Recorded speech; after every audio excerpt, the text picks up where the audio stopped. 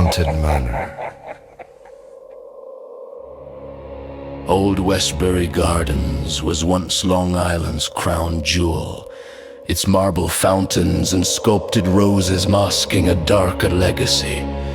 Locals whispered of the Phibbs family's bloody past, but the manor's west wing had been sealed for nearly a century. Then 5 strangers each received the same cream-colored envelope stamped with an ornate W.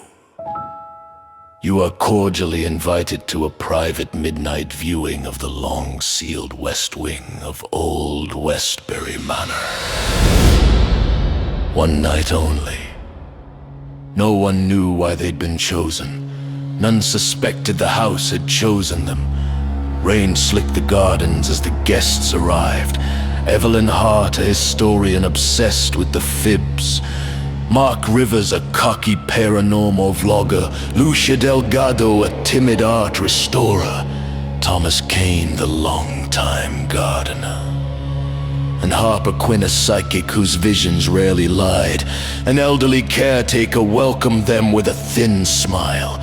The manor is alive tonight, he rasped, leading them through the echoing marble halls lined with portraits whose eyes seemed to follow them.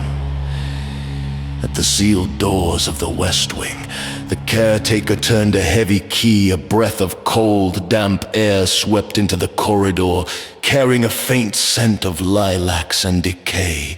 Dusty rooms revealed faded grandeur, moonlit murals, moth-eaten velvet, and a piano that struck a single soft chord, though no one touched it. Mark lifted his camera, but the screen stayed black. Harper shivered in fear. "They know we're here," she whispered. In the grand ballroom, a floor-to-ceiling mural showed the Phibbs family enjoying a summer afternoon. As lightning flashed, one of the painted children turned his head to stare directly at Mark. His smile sharpening, a low whisper slid through the hall, "Stay with us." When the group looked for the caretaker, he was gone. Evelyn found a cracked journal hidden beneath yellowed newspapers. The final entry read, "The roses drink our blood. The garden keeps what the house cannot. We cannot leave. Neither shall you." Frost crawled across the windows, though it was midsummer. Mark's flashlight flickered. He felt a small, icy hand grip his own. Panic erupted, corridors twisted into endless loops. Outside the windows, roses pulsed and vines slithered along the stone walls, their thorns tapping like impatient fingers. Thomas screamed as a vine coiled around his ankle and dragged him into the dark door sealed shut. "The house needs us," Harper whispered. "The gardens need blood." The manor's ancient clock began to chime midnight.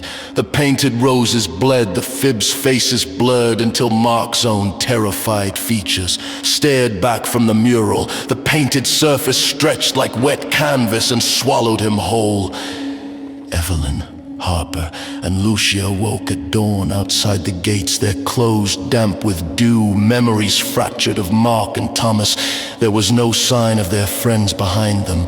The manor's windows glowed faintly as if it were lit from within.